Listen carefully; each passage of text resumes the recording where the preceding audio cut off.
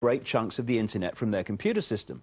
What I'm saying, Theo, is out of the moon, bless you, out of the moon is coming a frequency which has hacked in to this sun photon reality information construct, which is stopping us seeing great chunks of reality that we could see, and is also feeding us a collective mind, like a hive mind, which is stimulating us to feel anxiety and fear and all the rest of it, to keep us in servitude, and therefore to produce the energy that comes from that.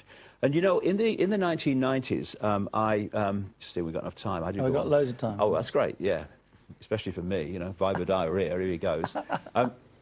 I saw a movie. I think it came out in 1988, but I saw it in the 90s called They Live. You've seen that, haven't you? And I could see that it was accurate at the time in its themes, but since I've begun to understand about this moon matrix, absolutely, it is far beyond accurate compared with what I thought it was before. Very quickly, but you can go on YouTube and get it. Just put in John Carpenter, They Live, and you'll get it in chunks.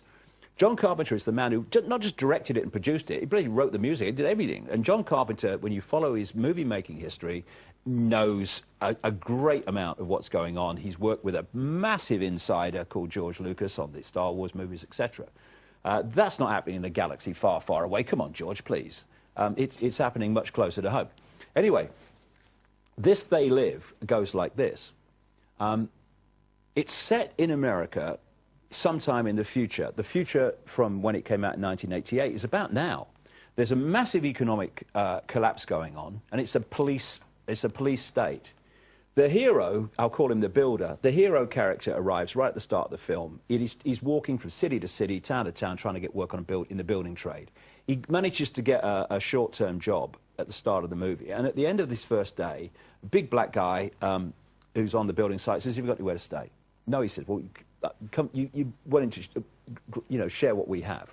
What we have was a tent city, tent village, and corrugated iron cobbled together shelters, because this economic collapse in America in the movie had people living on wasteland in these tent cities and villages all over the city. Go to America, it's happening now. Yeah, I've been to Detroit. Yeah, yeah. I mean, it's happening. Yeah.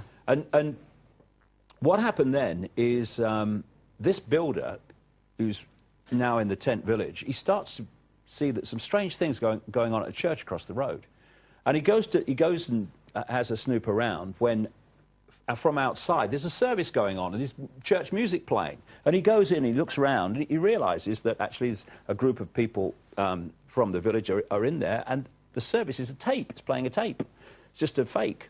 And someone had rigged up a television in this wasteland village, and the main American mainstream channel kept being broken into by this man's face saying, "They're here," words to this effect. "They're here, they're controlling us," etc. And then it would cut back to the program.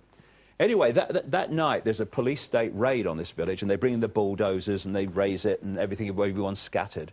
Guy comes back next day, the builder, when it's all settled down. He goes in the church, snooping around again, and he finds these cardboard boxes. He grabs one, he runs into the alleyway down the back because he's frightened of anyone seeing him, and he opens it up, and inside it's just sunglasses, loads of sunglasses in this box, which, I mean, he's bewildered, he's disappointed. Sunglasses, what's all this about? So he takes one, puts it in his pocket, throws the rest away, and then walks into the main street of this city. And everything looks normal. There's advertisements, people, cars, things going on, and he just puts the glasses on. Now the world is shockingly different.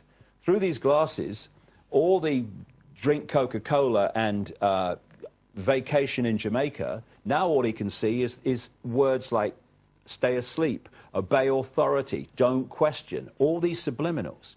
He then goes to a newsstand and he picks up the equivalent of Time and Newsweek, and when he looks with his naked eye, it's text and colours and graphics and pictures just like now. Puts the glasses on, all he can see are these subliminals: obey authority, stay asleep, don't question. He looks at a dollar bill, and instead of seeing a dollar bill and all that's on it, all he sees is words, "This is your God." Next thing that happens, a guy walks in to buy a paper, to the naked eye, he's a human.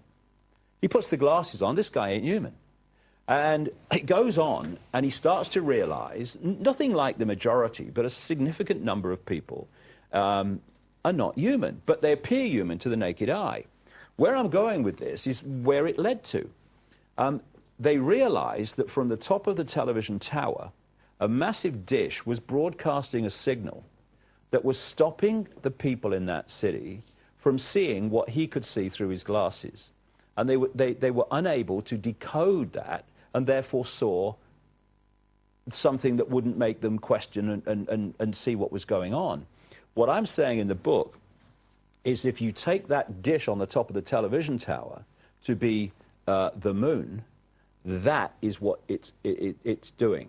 And it seems to me, and the research has gone on since that there's a modus operandi here, whereby what they do is they bring these moons in, when the moon, to a target planet, when the moon comes in, it has a fundamental effect on the target planet, and it basically brings an end to the society that's there then.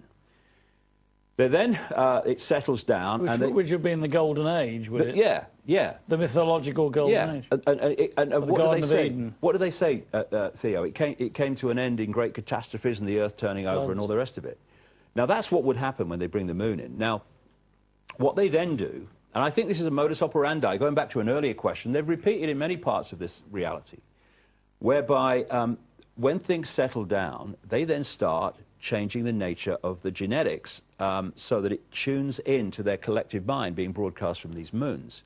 And I say very strongly that one of the most fundamental parts of the brain, called the reptilian brain, what scientists call the R complex, which is so fundamental to human behavior and human society, what I do in the book is, not time now, but I look at the character traits of the reptilian brain and the way it functions according to mainstream science, and then I look at society from that perspective. You know, we live in a reptilian brain society to a very large extent. It's about reaction, it's about fear of not surviving and all the rest of it.